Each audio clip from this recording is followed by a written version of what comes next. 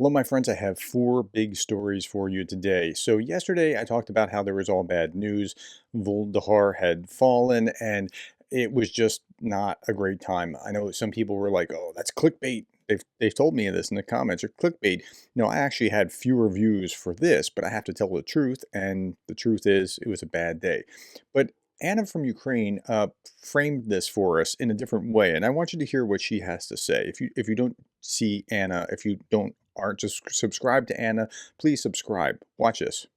So, guys, and you know that I'm always honest with you. So, today we will speak about the losses, the loss of Ukrainian Vuhledar, which is bad, and Russian losses to get the city, which are actually very illustrative, the way Russians treat human life.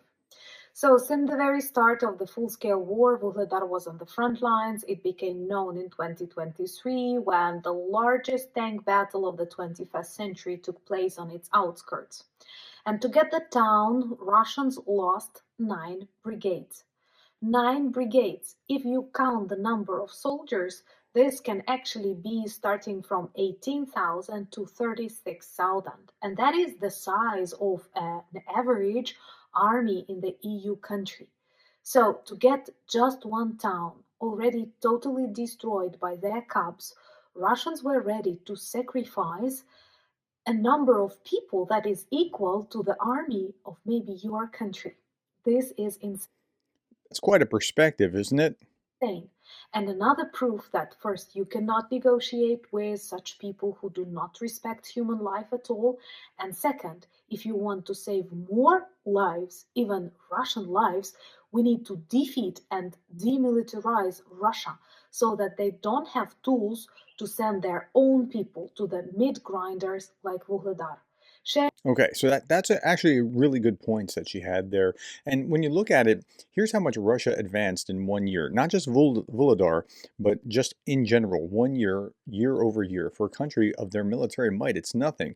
For Ukraine, it's thousands of lives lost heroically protecting Ukrainian freedom so that the war is somewhat contained.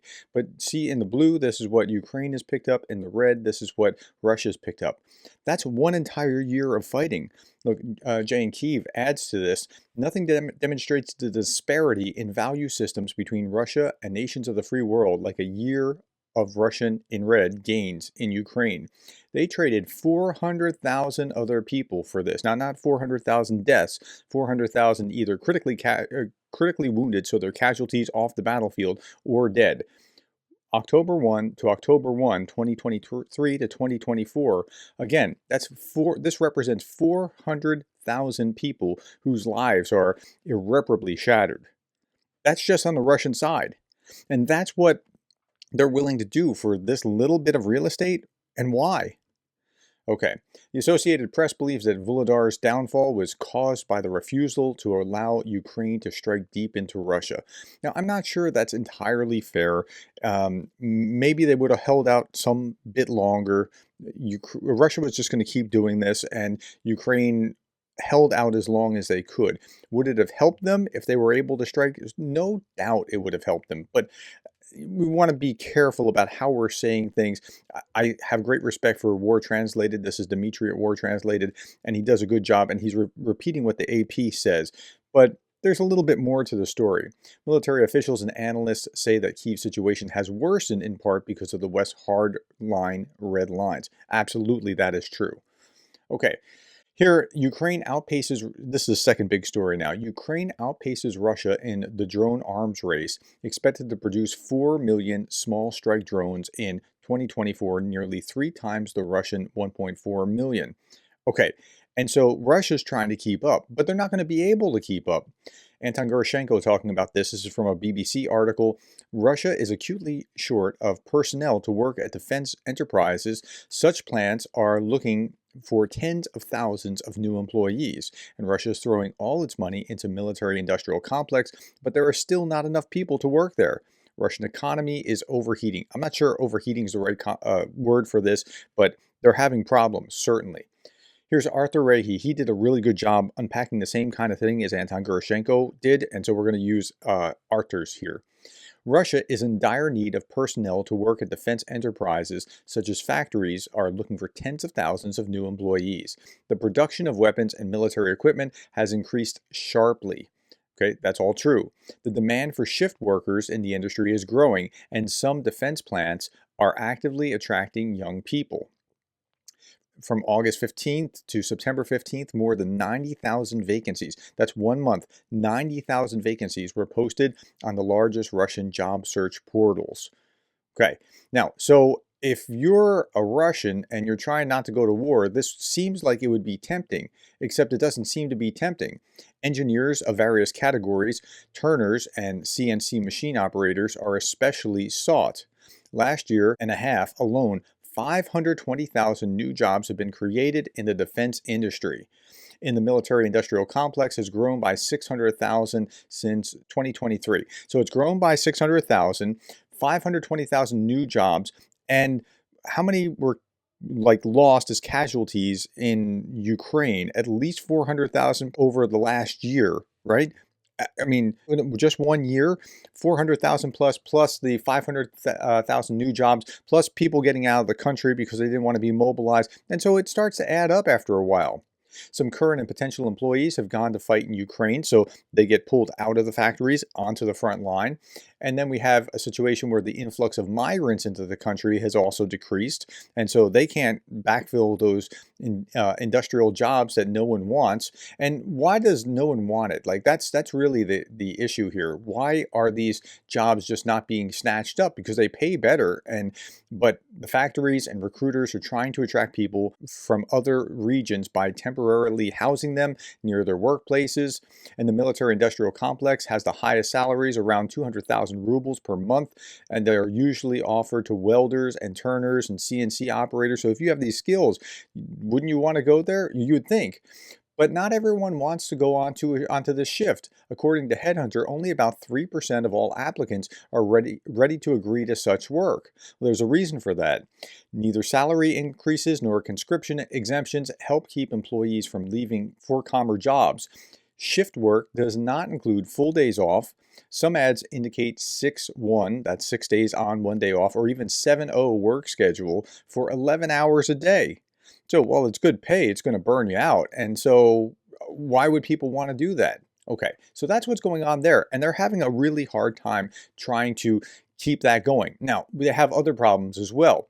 The State Duma introduced a bill on fines for child-free propaganda. So you can't say that it's good to be child-free. Now, I don't think you should. I'm a free speech guy. I don't think you should stifle that, even though I have a large family and I have a lot to say about, children are a blessing, right? But they're not saying this for that reason. My values and their values are not the same. They're looking at their population pyramid, which is dwindling down here, and it's being attrited day over day by hundreds at least, if not upwards of 1,000 being attrited a day in population just because of the war in Ukraine, let alone lower birth rates. And so they have a real problem here and they have to address it. Now, the population of the world is about 8 trillion, and that's about doubled since I was born.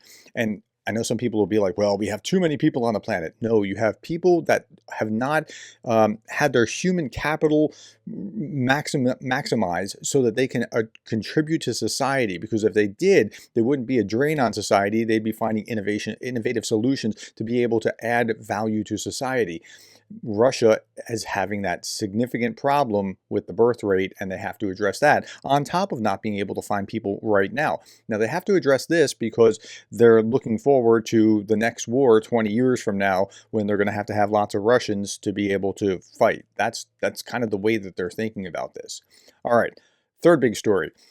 The Parliamentary Assembly of the Council of Europe, PACE, has officially recognized the Holodomor in 1932 to 1933 as a genocide with a unanimous vote, 80 in favor. Okay, so what was a Holodomor? It was the Soviet government starving Ukrainians, taking their food and then keeping them there so they could not get out and could not eat. And millions of Ukrainians died. And this was a decade before World War II, so they weren't happy with the Soviets, and so that makes who would have worked with the Nazis for what reason for liberation of Ukraine a little bit more murky than just saying, well, see, these people collaborated with Nazis.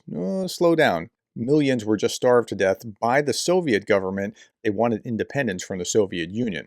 Okay, Pace also emphasized that Russian aggression against Ukraine today is a continuation of Russia's policy of exterminating Ukrainians. Absolutely, that's exactly what it was.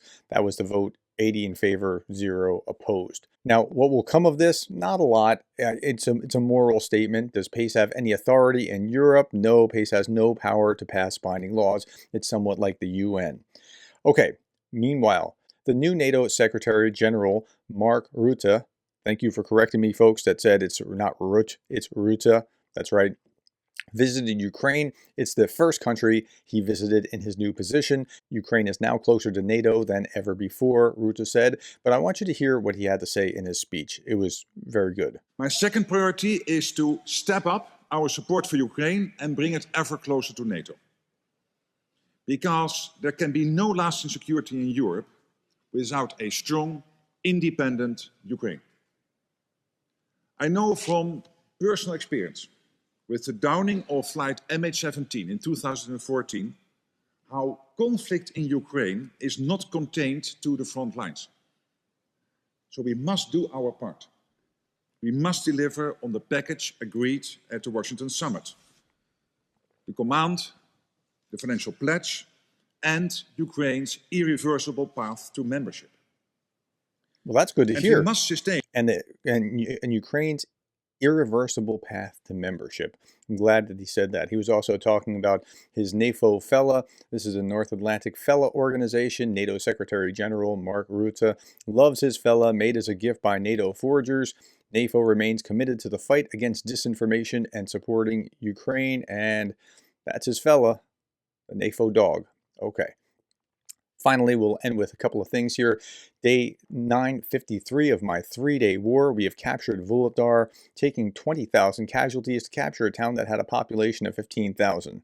Okay, I think they actually might have taken more casualties than that, but okay, don't worry. Everything is going according to plan. By the way, if it's day 953 of a 3-week special military operation, that means you're in your 45th special military operation right now. And yet everything's going according to plan. Finally, I just have a public service announcement for you. Your chances of being killed by a cow are low, but they're never zero. So be careful out there. Thank you for your time. Thank you for the likes, the shares, the subscribes. Thank you for the coffees. Thank you for being members and patrons. And thank you for being the kind of person that cares about Ukraine.